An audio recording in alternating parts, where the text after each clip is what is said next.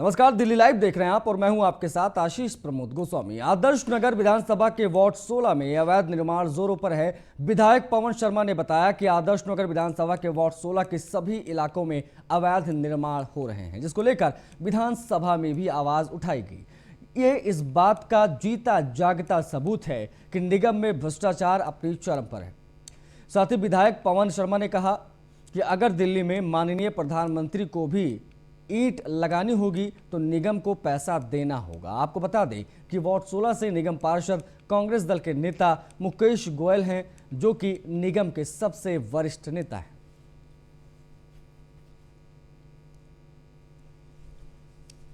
पूरी विधानसभा और वार्ड 16 चाहे इंडस्ट्रियल एरिया हो चाहे रेजिडेंशियल एरिया हो, हर जगह अवैध निर्माण चल रहे हैं।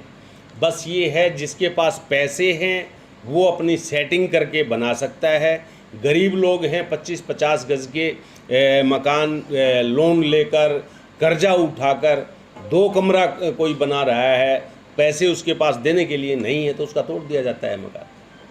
देखिए, रही सबूत की बात, तो ये तो जग जाहिर है, एक एक आदमी को पता है इस चीज़ का कि अगर आपको दिल्ली में एक ईंट, अगर प्रधानमंत्री जी भी अगर एक ईंट लगानी होगी उनको, तो बिना एमसीडी को, काउंसलर को, चाहे अधिकारियों को बिना पैसे दिए एक ईंट भी नहीं लगा। दिल्ली के मॉडल टाउन इलाके में पति ने अपनी पत्नी को मौत के घाट उतार दिया। परिजनों का आरोप है कि आरोपी पवनदीप शादी के बाद से ही मृतक रवनीत को लगातार प्रताड़ित करता था और उसके साथ मारपीट भी करता था। लेकिन शादी के करीब 20 साल बाद आरोपी पति ने अपनी पत्नी को मौत के घाट उतार दिया। जैसे इस बात की सूचना मृतक महिला के परिजन को लगी, तुरंत परिजन अस्पताल पहुंचे और महिला को अस्पताल में एडमिट करवाया। जब मृतक महिला के परिजनों ने आरोपी से बातचीत की तो उन्हें शक हुआ और उन्होंने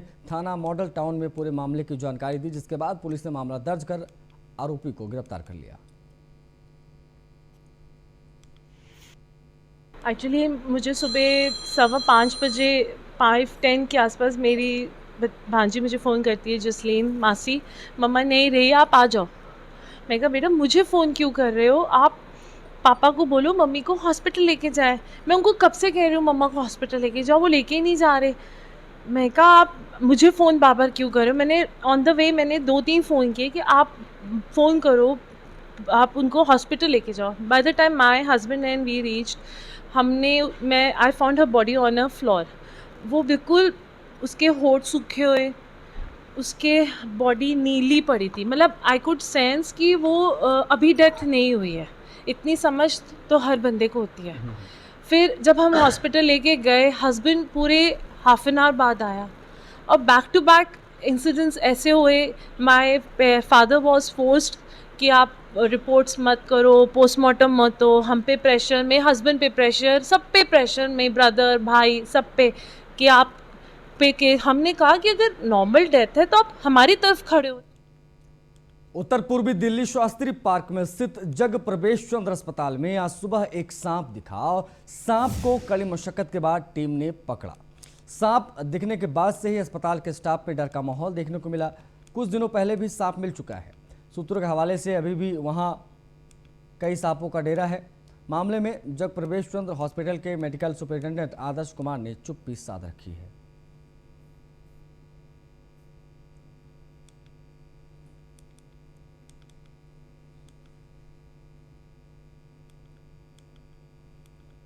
देवली विधानसभा के एक्सपोर्ट एनक्लेव सोसाइटी में RWA की ओर से फ्री वैक्सीन लगाई गई, जिसमें रोज 400 से ऊपर लोगों को वैक्सीन लगाई गई।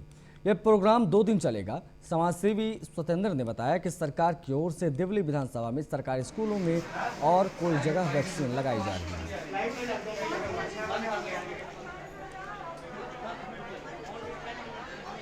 उद्देश्य ये है कि लोगों को वैक्सीनेशन सेंटर में धक्के खाने पड़ते हैं, वहाँ गर्मी में लाइन पे लगना पड़ता है, जाम की समस्या से जूझना पड़ता है। उसी की सुविधा करण के लिए हमने रिक्वेस्ट करके SDM साहब से, तोंगर जी भाई के माध्यम से ये कैंप का आयोजन किया गया है, ताकि लोकल जो रेजिडेंट है यहाँ के और साइट के मेंबर जो ऑफिस गोइंग पीपल्स हैं, उन सबको यहीं लोकल में ही सैटरडे संडे को लोकल में कौन सी वैक्सीन लगाई जा रही है सर? कोविशील्ड यहाँ वैक्सीन लगाई जा रही है और कब तक आज लगाई से जाएगी? सुबह 8 बजे से ये चालू हो गया प्रोग्राम और ये कल तक रहेगा। तो और लगभग 400-450 के करीब हम अभी तक कर चुके हैं। ये एक्सपोर्ट एनक्लेव नई बस्ती रोड पे देवली में जी। एक सोसाइटी है ओके। जिसमें लगभग 500 फ्लैट हैं और बहुत सारे अपार्टमेंट, 13-14 अलग अलग अपार्टमेंट हैं, 23 अपार्टमेंट है, ये प्रेसिडेंट साहब बता रहे हैं। सर डेली कितने लोगों को वैक्सीन लग रही है सर? सर यहाँ पर मैं आपको बता दूँ आपकी जानकारी के लिए, ये जो एसडीएम ऑफिस से जो ये सेंटर्स बनाए गए हैं, ये सरकारी स्कूलों में सेंटर बनाए गए हैं। हमारे भी यहाँ पर इस देवली क्षेत्र में केवल एक सरकारी सेंटर है जो कि बच्चन प्रसाद स्कूल है, लेकिन बच्चन प्रसाद स्कूल में हज़ारों लोग वहाँ जाते हैं, लेकिन वैक्सीन की संख्या एक लिमिटेड है। ये export Asia rugby under 18 girls rugby section championship 2021 में रजत पदक जीतने वाली 14 सदस्यीय टीम में 3 खिलाड़ी दिल्ली के रोहिणी के रहने वाले हैं।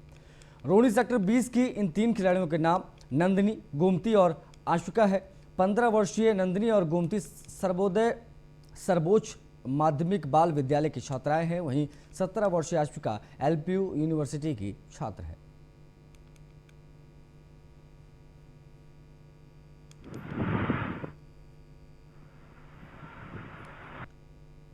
मैं चाहूँगा कि जैसे विकट परिस्थितियों में कम संसाधन के साथ हमने अपने बच्चों के साथ मेहनत करी है और वो बच्चे सक्सेस हुए हैं, तो मैं चाहता हूँ कि जो भी आदमी है देश के अंदर रह रहा है वो गरीबी अमीरी ना देखे, अपने बच्चों को स्पोर्ट के लिए प्रेरित करे। जैसे हमारे बच्चे कामयाब हुए हैं उनके बच्चे भी कामयाब हो सकते हैं। अपने 2 पैसे शराब, नशा, गांजा, पिंजा ये जो खाते पीते हैं उससे पैसा निकाल के अपने बच्चों की डाइट का ध्यान दे, तो उस बच्चों की डाइट मेंटेन रहेगी तो बच्चे ज़रूर सक्सेस होंगे। सर मैं तो ये चाहूँगा, मेरे बच्चों ने वो कर दिया कि मुझे तो उम्मीद ही नहीं थी। आप ये सर जो मेडल देख रहे हैं, ये थोड़े जो मेडल टंगे हुए हैं, बच्चे शुरू से खेल में रहे और इतने मेडल बच्चों ने जीता, लेकिन हमें तो ना ये उम्मीद नहीं थी कि हमारे बच्चे यहाँ पहुँच जाएंगे। लेकिन बच्चों हमसे यही बोलते रहे हर वक्त, पापा आप विश्वास करो, पापा आप विश्वास करो, हमें खेलने दो, हम एक दिन आपका नाम ऊँचा करेंगे। बहुत खुशी हो रही है, मेरे को बहुत प्राउड फील हो रहा है कि मैं इस मुकाम तक पहुंची और मैंने इतना अच्छा करके दिखाया और सिल्वर मेडल मिला हमें। हम रग्बी गेम से हैं। हम उज़्बेकिस्तान ताशकेंट गए थे एशियन रग्बी अंडर 18 चैम्पियनशिप के लिए, जिसमें कि हमारा सिल्वर मेडल आया है। कहाँ पे गए थे? Tashkent Uzbekistan. हमारे जब स्टार्टिंग में कैंप स्टार्ट हुआ था 53 गर्ल्स थी। 53 में से हमारा 1 महीने तक कैंप लगा, जिससे कि कट ऑफ होके 43 गर्ल्स की स्क्वाड बनी। तो उसमें हमारी ही एज की सारी लड़कियां थी, 16, 17, 18। तो हमारी पूरी स्क्वाड इंडिया टीम में सिलेक्ट होके उज़्बेकिस्तान में खेले और हम सबको सिल्वर मेडल। तो राजधानी दिल्ली में अपराध दिन पे दिन बढ़ता जा रहा है और अपराधियों के हौसले भी बुलंद हैं। उसी को देखते हुए जनता ने अपने बच्चों की सुरक्षा के लिए किक बॉक्सिंग, ताइक्वांडो जैसे चीज़ों को सिखाना शुरू कर दिया है ताकि वो अपनी सुरक्षा कर पाएँ, सेल्फ डिफेंस कर पाएँ। दिल्ली मेन रोड बारात घर के पास आज किक बॉक्सिंग प्रोग्राम का आयोजन भी किया गया। इस प्रोग्राम में बच्चों ने बढ़ चढ़ कर पार्टिसिपेट किया।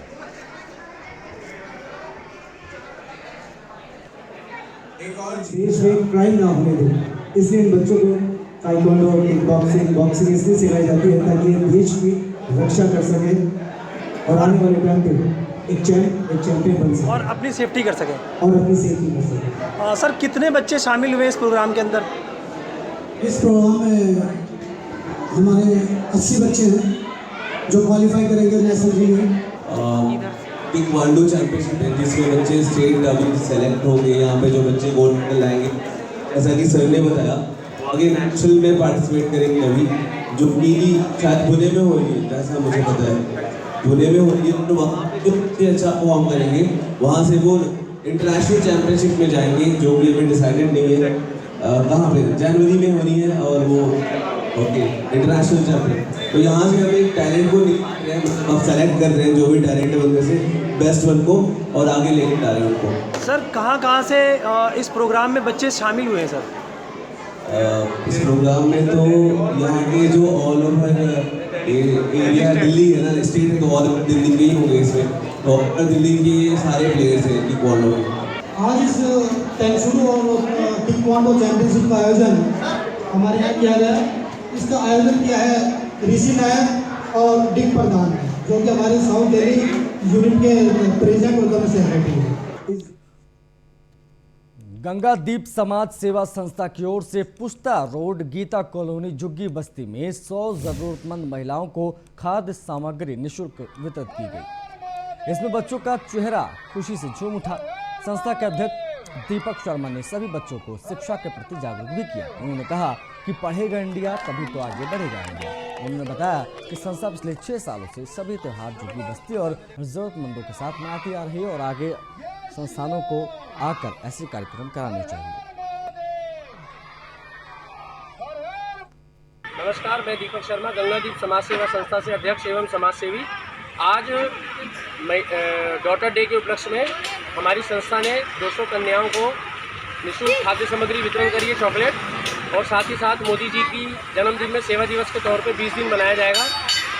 उसके सेवा दिवस के कार्य को देखते हुए हम सेवा भी कर रहे हैं और हमारी संस्था पिछले 6 वर्षों से झुग्गी बस्ती में काम कर रही है। आज गीता कॉलोनी की झुग्गी में हम आए हुए हैं और बच्चों को हमने आज चॉकलेट भी बांटी है। हमारे भाई का जन्मदिन था, करण भाई का, करण भाई का हमने जन्मदिन भी मनाया है, केक भी काटा है और साथ ही साथ 200 कन्याओं को, 200 महिलाओं को, बहनों को आज हमने डॉटर डे के उपलक्ष्य में, जिसे बेटी दिवस के तौर पे भी जाना जाता है, हमने उनको उनके लिए फेस वॉश और निविया की क्रीम। उधर दिल्ली के पश्चिम विहार स्थित अवतार एनक्लेव में संत निरंकारी मिशन की ओर से रक्तदान शिविर का आयोजन किया गया।